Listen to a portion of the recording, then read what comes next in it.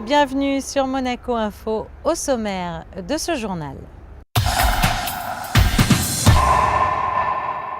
La signature d'un accord de partenariat entre l'Université internationale de Monaco et l'Institut d'État des relations internationales de Moscou. Présentation du nouveau concept du NMNM mis en place à l'heure du déjeuner. 10 minutes, une œuvre. Coup de projecteur sur la pièce Jean-Paul II, Antoine Vitez, rencontre à Castel Gandolfo. Présentation de la nouvelle association des joueurs de Bagamon. Un accord de coopération vient d'être signé entre l'Université internationale de Monaco et l'Institut d'État des relations internationales de Moscou.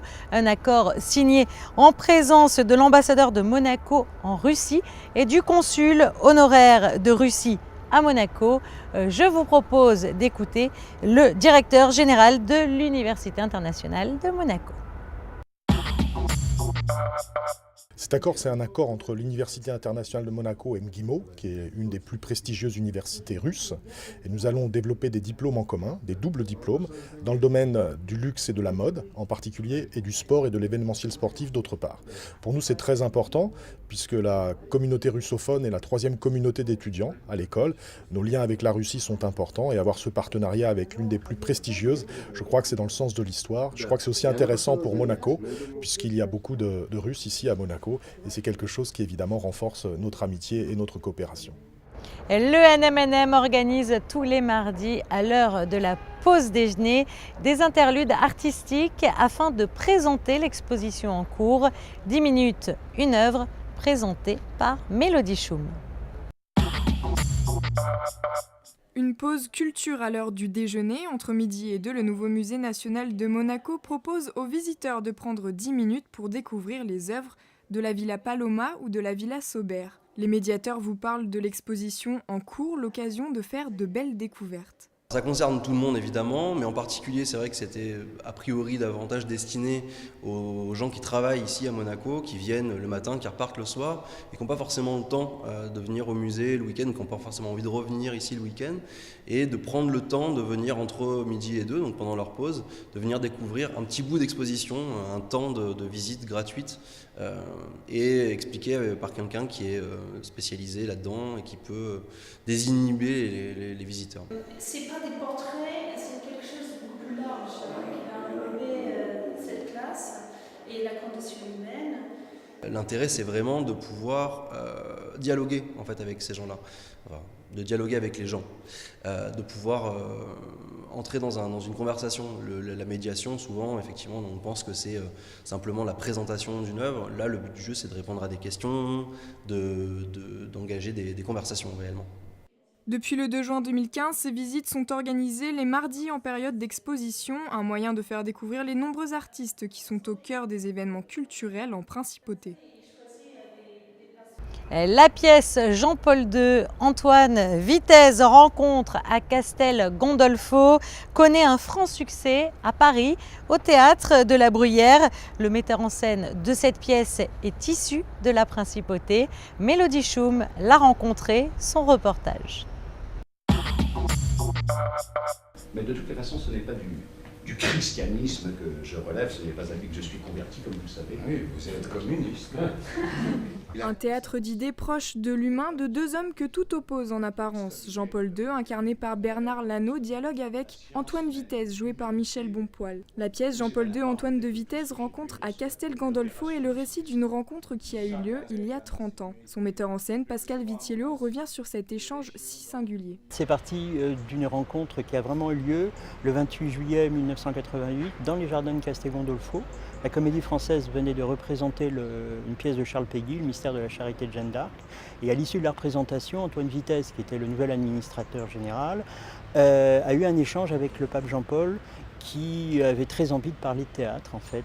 Et cet échange qui a duré 10 minutes, un quart d'heure, a été enregistré par Jean-Philippe Mestre, donc l'auteur de la pièce. Et à partir de cet échange, à partir de cet enregistrement, il a bâti une pièce véritablement qui dure 1h15, 1h20, entre Jean-Paul II et un dialogue entre Jean-Paul II et Antoine Vitez. Jean-Paul II, avant de devenir prêtre, a été acteur, il a écrit des pièces de théâtre, il avait une passion pour l'art dramatique Et il était très heureux de pouvoir échanger avec les comédiens, mais aussi on parle de politique, on parle du communisme, on parle de la foi bien sûr, de l'Inquisition.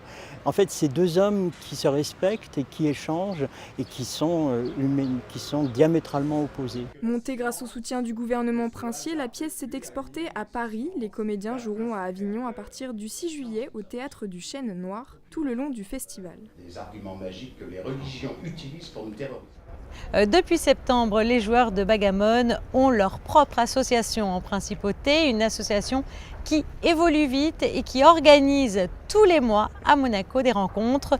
Plus de détails dans ce reportage. Un plateau à flèches, une paire de dés, ce plateau c'est celui du backgammon, un jeu de table qui a trouvé ses joueurs à Monaco, parfois même très jeunes. Un jeu de hasard mais aussi un jeu stratégique. Nous sommes deux autour d'un board.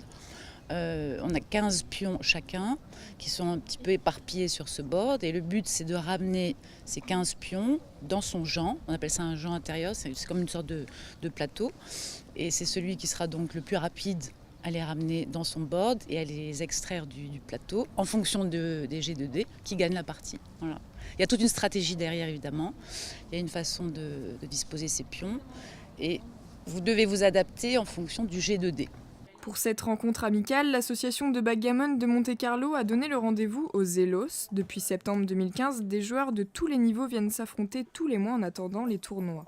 Nous ferons un tournoi caritatif le 18 et 19 juin à la Société Nautique de l'Aviron qui nous laisse les locaux gracieusement et nous les remercions d'ailleurs.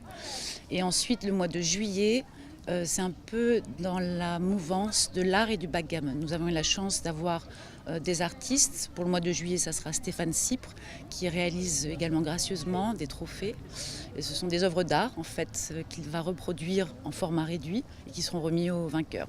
Voilà, ça sera juillet, ça sera au Monte-Carlo Bay. Les équipes s'agrandissent. L'association aimerait proposer des cours de backgammon à l'école dès la rentrée. Cet été, les amateurs pourront assister au championnat du monde organisé à l'hôtel Fairmont le 24 et 25 juillet prochain. Dans le reste de l'actualité, en bref. À l'approche du Grand Prix historique et du Grand Prix de Formule 1, les préparatifs se poursuivent en principauté et le matériel a d'ores et déjà été remis au commissaire de course. Et alors que les commissaires se préparent, nous avons appris par la voie d'un communiqué que les conditions n'étaient pas réunies pour permettre l'organisation cette année d'un troisième Grand Prix. Un Grand Prix de formule électrique. Le gouvernement princier s'est attaché à étudier toutes les possibilités, mais en raison du défi technique, de l'enchaînement des événements prévus et des contraintes incompressibles du calendrier, la principauté n'est pas en mesure de permettre la tenue de cette manifestation dans des conditions satisfaisantes. Mais d'ores et déjà, les discussions se poursuivent pour que dès l'année prochaine, un e-prix puisse être organisé à Monaco. Les aînés monégasques se sont réunis à la maison des associations pour partager le pot de l'amitié, un moment toujours très convivial et qui permet aux personnes âgées de sortir de l'isolement. Passons à présent en revue la carte météorologique pour les jours à venir. Découvrez la météo avec Eclectic. Galerie, Interior Design, Art and Gifts. Jeudi, du soleil et quelques nuages, la douceur sera de retour avec des températures très agréables. Comptez 16 degrés pour les minimales et 21 pour les maximales. Vendredi, le temps sera toujours au beau fixe. Ce week-end, quelques changements. Samedi, un soleil très doux, légèrement voilé. Quant à dimanche, un ciel plus incertain, en grande partie nuageux. La pluie pourra même faire son apparition en début de soirée. Vous avez découvert la météo avec Eclectic. Galerie, Interior Design, Art and Gifts. Ce journal est à présent terminé. Merci pour votre fidélité. La suite de vos programmes, c'est maintenant sur Monaco Info.